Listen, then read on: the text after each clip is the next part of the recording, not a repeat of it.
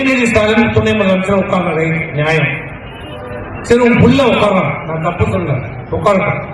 ஆனா அந்த மாவட்ட ஆட்சித்தலைவர், மதுரையுடைய மாவட்ட ஆட்சியர் ஒரு பெண்மணி நிற்கு சேர் இல்ல நிக்குது, இவனையும் புள்ளியும் உட்கார்ந்துடுறான். இதுதான் சமூக நீதி ஆட்சியா? இதுதான் திராவிட மாடல் ஆட்சியா? ஒரு பெண் ஆட்சியாளரை நிற்க வைத்து விட்டு உன் மகனும் உன் பேரனும் அமர்ந்துவதற்கு இப்பதான் திராவிட மாடல் ஆட்சியா? இதுதான் சமூக நீதியா?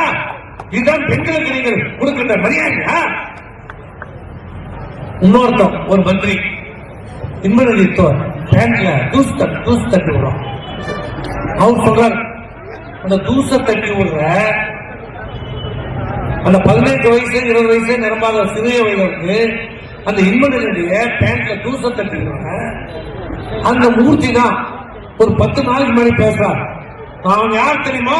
ஆண்ட பரம்பரை, ஆண்ட பரம்பரை, நாம் எல்லாம் ஆண்ட பரம்பரைன்னு சொன்ன அந்த மந்திரி காலில் தூசு தட்டி விடுறார். இவங்க யோகிதை தான் திராவிட மாடலா? தயவு செய்து சிந்தித்து பார்க்க வேண்டும்.